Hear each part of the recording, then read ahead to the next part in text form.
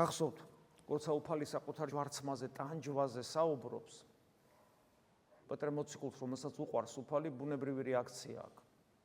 ანუ უფალი ამბობს, რომ მე დამიჭერენ, დამაპატიმრებენ და საშნელი შეურაცხყოფით მე მომკლავენ და ბუნებრივი რეაქცია აქვს. რას ამბობ? არ უნდა იყოს ეს.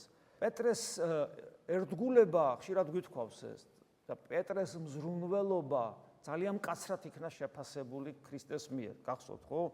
ეს წარვეთ ჩემგან მართულკუნ ეშმაკო პეტრეს ეუბნება ამ მზრუნველობის საფასუხოდ ეშმაკს უწოდებს უფალი პეტრე მოციქულს. რა თქმა უნდა, წარმოიდგინეთ, ახლა რაც ცივი წყალი გადაესხმებოდა საწყალ პეტრეს, როცა აი მართლა ადამიანურად ზრუნავს და უცებ ესეთ რამეს იღებს პასუხად. გესმით, რა მძიმე იქნებოდა ადამიანურად. რატომ მოექცა ასე მკაცრად უფალი მას? რომ კარგად გვახსოვდეს ჩვენ. რომ ჩვენი ეს ადამიანური სენტიმენტალურობა და ეს გზნობიარე სიყვარული და ეს ემოციურობა და გნებავთ ადამიანური თავგანწირვას კიდევ. თუ ის ღვთისნებასთან არ არის თანხმდრაში არარაობა, არაფერია და პირიქით ეშმაკის დასაყრდენია. და აი როგორ შეიძლება გვატყვილებდეს ჩვენ ეშმაკი, რომელიც სწორედ ჩვენს არა მარტო ბოროტ მიდრეკილებებს, არამედ კეთილ მიდრეკილებებსაც იყენებს.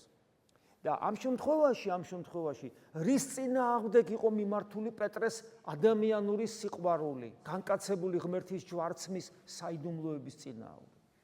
ანუ ამ შემთხვევაში თუ პეტრეს ხედვას განვაზოგადებთ, შეიძლება ვთქვათ, რომ პეტრეს სახით წარმოჩინდა რა, რომ ჩვენ არ გვესმის, რა საიდუმლოებასთან გვაქვს საქმე.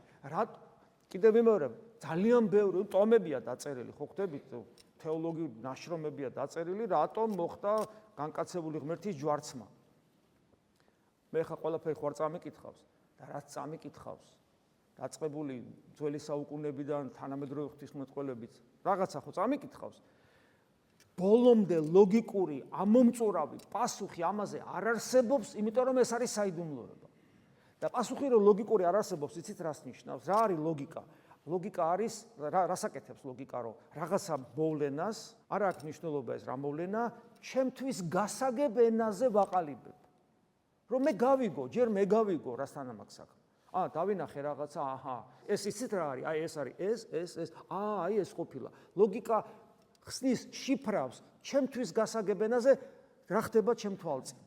მეცნიერებაშიც ასია, ხელოვნებაშიც ასია და აგერ თეოლოგიაშიც ასია. ლოგიკურად ბოლომდე ვერასდროს ვერავინ ვერ ახსნა, რას ნიშნავს განკაცებული ღმერთის ჯვარცმა. არ და კიდევ ვიმეორებ, ტომებია დაწერილი.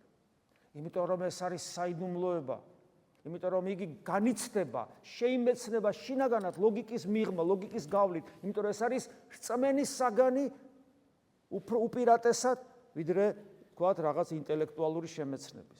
ამიტომ პეტრე რომ ვერ იგებს და აპროტესტებს, მაგი არ გააკეთო, კაცო, რა უნდა მოკლან და რა. ეს არის კაცობრიობის მდგომარეობა.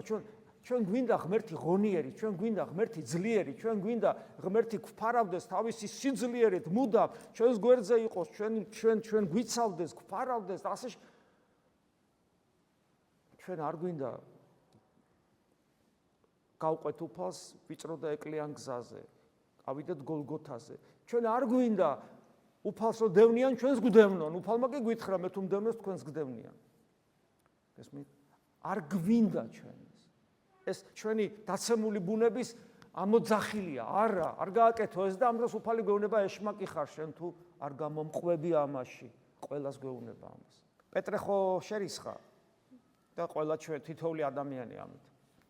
და მე უფალი კიდევ უფრო ამძაფრებს ამ მდგომარეობას. კი არ გვანუგეშებს. ხო, კარგი, გაგიბრაზდით ხო, კარგი. არა, ამძაფრებს და აგძელებს. მოუწოდა ერთს ამას, მოწაფეთა მისთა თანა და რქვამად, რომელსა უნებს, შემდგომად ჩემსა მოსვლა, ვისაც უნდა რომ გამომყვეს მოკლედ. უარყავ თავი თვისი, აღიღენ ჯვარი თვისი და შემომიდექმე. რამდენი რამე ამაში, ჯერ ისეთი ბოლოსი შემომიდექინმე, კვლავ ვიმეორებ, მე თუ მდევნეს თქვენს გდევნიან. ეგ ერთი და ესე იგი, უარყავ თავი თვისი.